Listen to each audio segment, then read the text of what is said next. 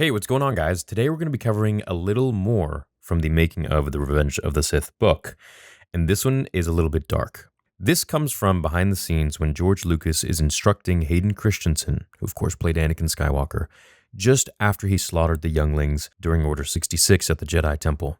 This is a cool piece because it gives us a lot of backstory and understanding from George and Hayden on how to play the scene where Anakin goes to speak to Padme just before he leaves to Mustafar. So let's check it out, and then we can talk about it further.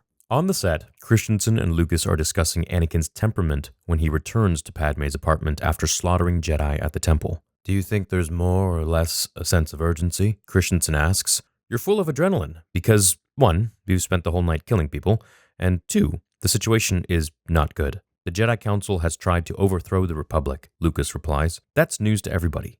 Take a little bit of time with that.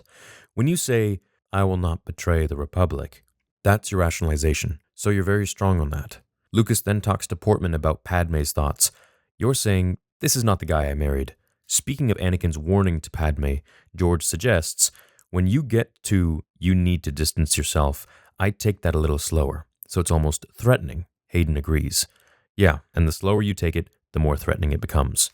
Now, of course, the next page goes into great detail on something I don't think really many people have even read because it's such a small little part, but it encompasses all 6 films of Star Wars that George created. And he's primarily talking about Anakin Skywalker and Darth Vader, and it'll really open up a lot of eyes because it's coming from George's mouth himself. So I'll cover that for another time in another video. However, in this one, I really want to go over what George was talking about when he was instructing Hayden when he just finished slaughtering the Younglings and the temple. So the first thing that he says is that you're full of adrenaline because you've spent the whole night killing people, and 2, you believe the Jedi Council has actually tried to overthrow the Republic. And this is news to everybody. So when you say, I will not betray the Republic, you're saying it slowly, and George is instructing Hayden to say it very slow, because then he's intimidating and controlling and threatening. So let's talk about the first thing. Being full of adrenaline because he was having a whole night of killing people during Order 66, is one thing.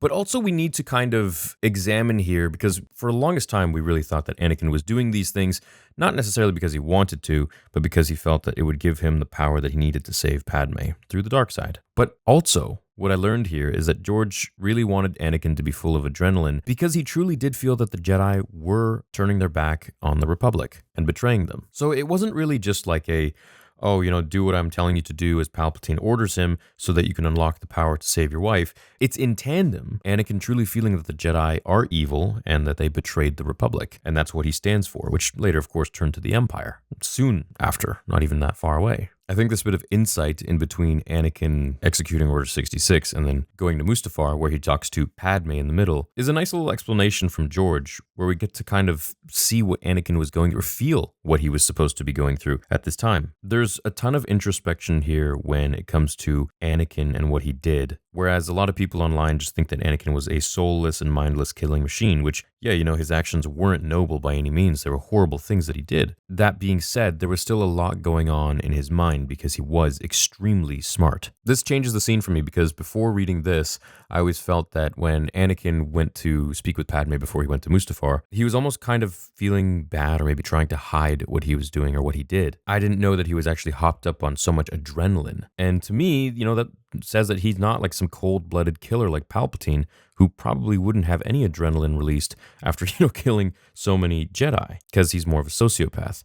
Whereas Anakin really was forcing himself to do a lot of these things so that he could unlock the powers that he needed to save his wife. So it kind of puts things in a bit of perspective there, where you get to understand a little bit more about the character through George's directing and what he's telling Anakin to feel, or Hayden to feel. I thought it was pretty neat. I don't want to drag this video on. I hope you enjoyed this bit of information. Let me know if you want me to cover more from this stuff, and I will do so. I really love covering this stuff. It brings back the magic of Star Wars for me and just makes me happy to cover this kind of content. Catch you all in the next video. Please leave a like here if you enjoyed it on the video. And until next time, the Force will be with you always.